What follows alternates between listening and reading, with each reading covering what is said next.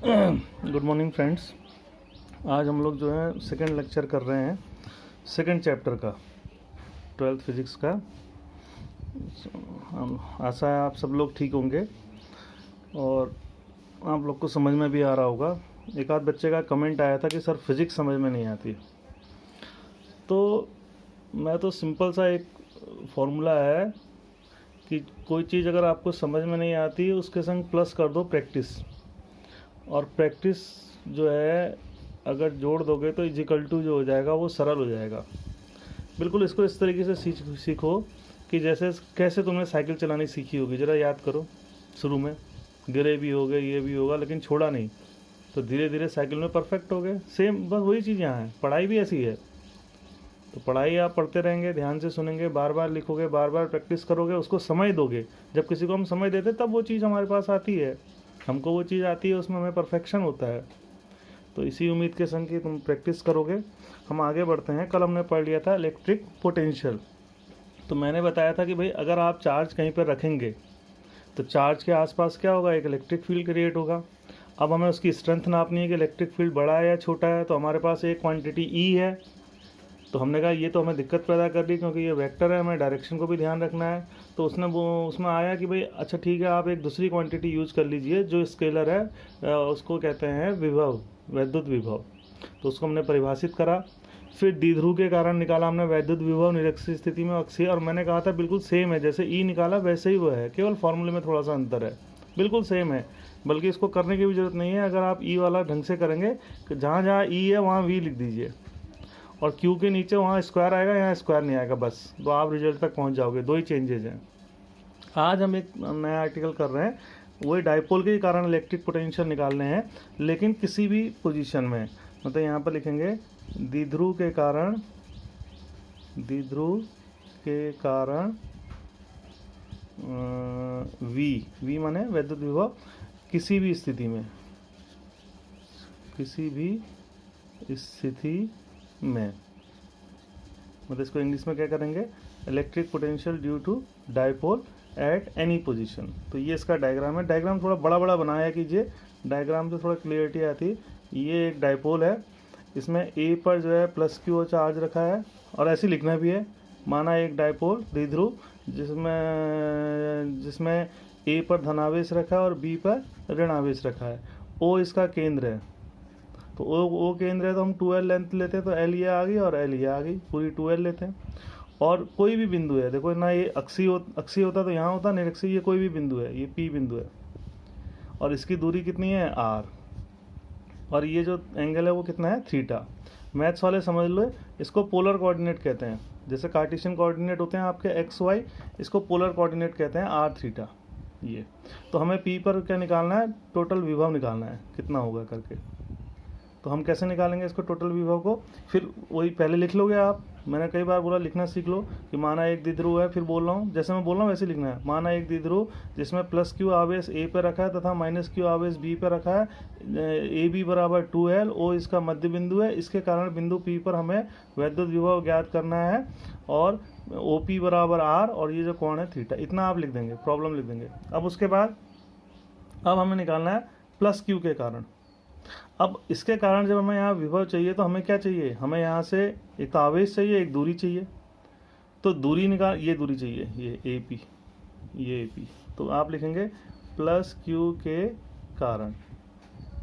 तो plus Q के कारण V1 इजिकल टू क्या हो जाएगा, 1/4πε0 आएगा। आवेश कितना आएगा Q, और दूरी क्या आएगी ए पी। अब ये दूरी ए पी आएगी। अब ये निकालना है ए पी। अब कैसे निकालेंगे ए पी को, तो ए पी को निकालने के लिए हम इसको बढ़ा देते हैं। देखो ये, इसको हम बढ़ा देते हैं और यहाँ से लंब डाल देते हैं। ये लंब डाल दिया, तो लंब के बाद ये दोनों दूरियां बराबर होंगी, जितना ए पी होगा उतना एम पी होगा। तो हम यहाँ पर लिख देते हैं 1/4πε0 क्यू अपॉन क्या लिख देते हैं, एम पी। अब एम पी लिख दिया हमने। अब एम पी कैसे निकालते हैं, तो देखो ये कोण थीटा है, ये कोण थीटा है, ये कोण कितना हो गया थीटा, वर्टिकली अपोजिट एंगल। ये कितने अंश का कोण है, 90 अंश का कोण है। तो 90 अंश का कोण है, तो सामने वाला विकर्ण, और ये हो गया आधार। तो cos थीटा का फॉर्मूला लगाएंगे, cos theta is equal to क्या हो जाएगा, ओ एम अपॉन ए ओ। तो ओ एम हमें चाहिए, तो ये हो जाएगा ए ओ कितना हो जाएगा एल, तो इससे हमें ओ एम बराबर कितना आ जाएगा एल कॉस थीटा, ये एल कॉस थीटा आ गया, ये एल कॉस थीटा। और यहाँ तक कितना है आर, तो अब आपका क्या हो जाएगा वी वन हो जाएगा 1/4πε0 Q1/MP, यहाँ से यहाँ तक, तो ये इसका प्लस इसका सम है, तो सम है तो क्या हो जाएगा R plus L cos theta. कोई कठिन नहीं है, सिंपल सा है, आ गया यहाँ तक। अब हमें चाहिए V2, ये यहाँ से थोड़ा सा मेरा डायग्राम ऐसे बन गया, ऐसे आना था, चलिए ये आ गया P1। तो अब हमें चाहिए V2, इसी प्रकार V2 लिखेंगे माइनस के कारण 1/4πε0 Q ओवर क्या आ जाएगा यहाँ पर, ये BP आ जाएगा। अब BP कैसे निकालेंगे, तो यहाँ से लंब डालेंगे, ये इसके बराबर ये, तो यहाँ से लंब डालेंगे तो क्या हो जाएगा ये 1/4πε0 Q ऐसी रहेगा, यहाँ पर आ जाएगा आपका PN। अब PN कैसे आएगा, यहाँ से यहाँ तक देखो डायग्राम को, यहाँ से यहाँ तक R है, PN से अगर ON माइनस कर देंगे हम, और ON वैसे निकलेगा, ये कोण थीटा है, सामने वाला जो है ये आपका ये 90 अंश है, ये आपका कर्ण हो गया, ये आधार, तो ये भी कितना निकल के आएगा L cos थीटा। तो ये आ जाएगा आपका 1/4πε0 Q over R minus L cos theta, ये आ जाएगा। आगे दोनों, तो प्लस के कारण प्लस का, माइनस के कारण माइनस का, तो V1 V नेट V कितना हो जाएगा आपका V1 माइनस कितना हो जाएगा V2, तो इसमें से माइनस कर देंगे, तो माइनस कर देंगे तो वैल्यू रख देंगे, तो 1/4πε0 Q over R minus L cos theta minus, या V2 माइनस V1 कर लीजिए, और 1/4πε0 Q over R plus L cos theta, यहाँ तक आ गया। अब कोई कॉमन ले लेंगे, बेसिक स्टेप्स हैं, अब डायग्राम का उतना काम नहीं है, बस कैलकुलेशन है, कितना सरल है देखिए। तो V इज इक्वल टू हमने क्या कॉमन ले लिया, Q ओवर 4πε0 कॉमन ले लिया, तो अंदर क्या बचा 1/R minus L cos theta minus 1/R plus L cos theta, ये बचा।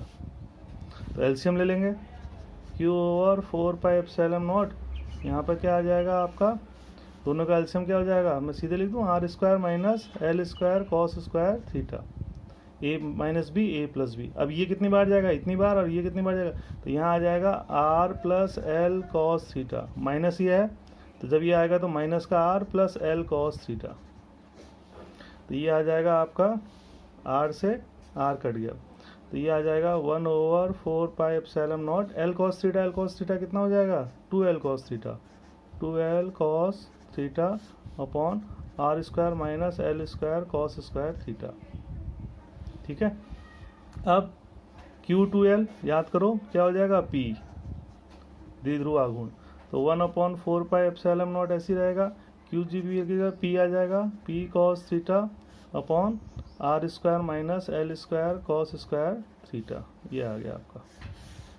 बस क्या है इतना कठिन, 2-3 बार प्रैक्टिस करोगे, तरीका सब में वही है, मैं बार बार कह रहा हूँ, जब भी नेट निकालना है तो आपको इंडिविजुअल निकालना पड़ेगा, अलग अलग निकालना पड़ेगा, उसके बाद उसको देखना पड़ेगा। ये अधि से तो हमने सीधे डायरेक्शन को देखा नहीं।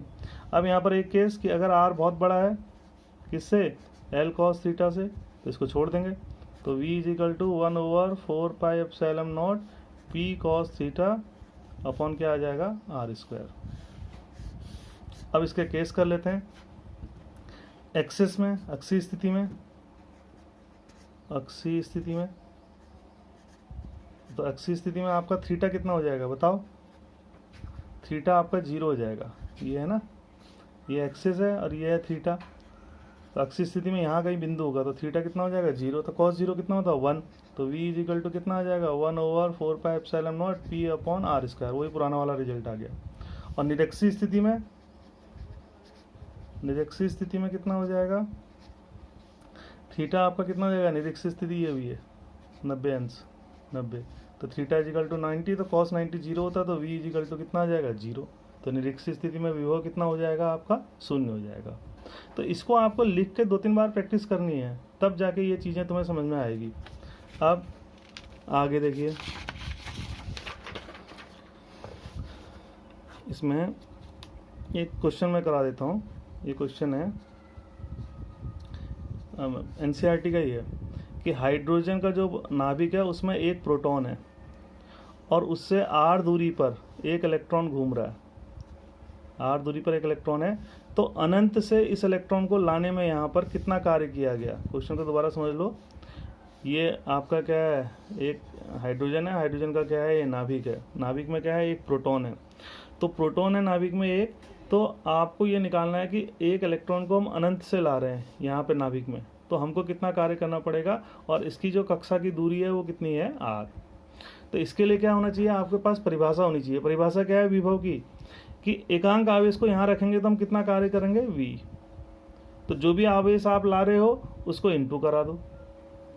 तो जैसे हम यहाँ पर क्या निकालेंगे, पहले इसके कारण यहाँ पर विभव निकालेंगे। हम निकालेंगे प्रोटॉन के कारण, प्रोटॉन के कारण विभव। तो प्रोटॉन के कारण विभव कितना हो जाएगा आपका 1/4πε0। प्रोटॉन पे कितना आवेश होता है, इलेक्ट्रॉन के बराबर, E अपॉन कितना आ जाएगा, r।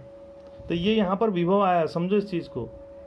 तो विभव माने एकांक आवेश को लाने में किया गया कार्य आया, और हम आवेश कितना ला रहे हैं, E।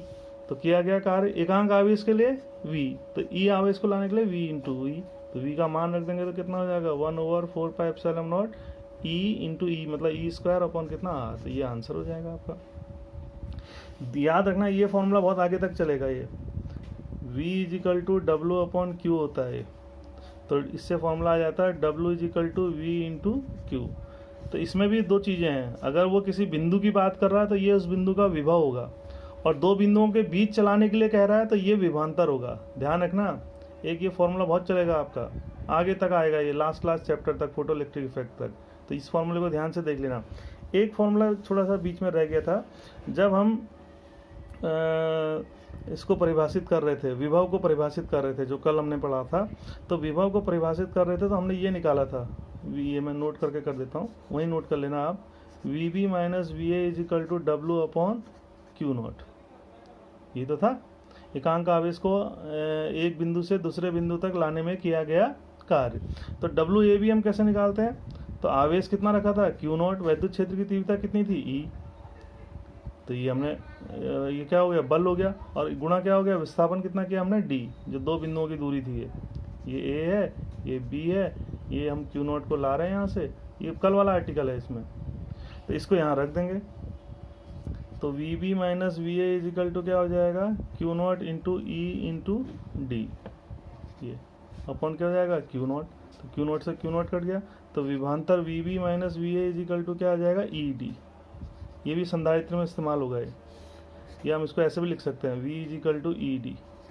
मतलब ये फॉर्मूला कब लगेगा, जब दो बिंदु, एक समान वैद्युत क्षेत्र होगा और दो बिंदुओं के बीच की दूरी और वैद्युत क्षेत्र दिया है, तो V = क्या हो जाएगा, E × D। ध्यान रखना है फॉर्मूले को। तो ये फॉर्मूला आप कर लीजिएगा और एग्जाम्पल करते रहिएगा, एक्सरसाइज में करा दूंगा। इसको आज ख़त्म करते हैं, कल हम पढ़ेंगे वैद्युत स्थितिज ऊर्जा। Thank you.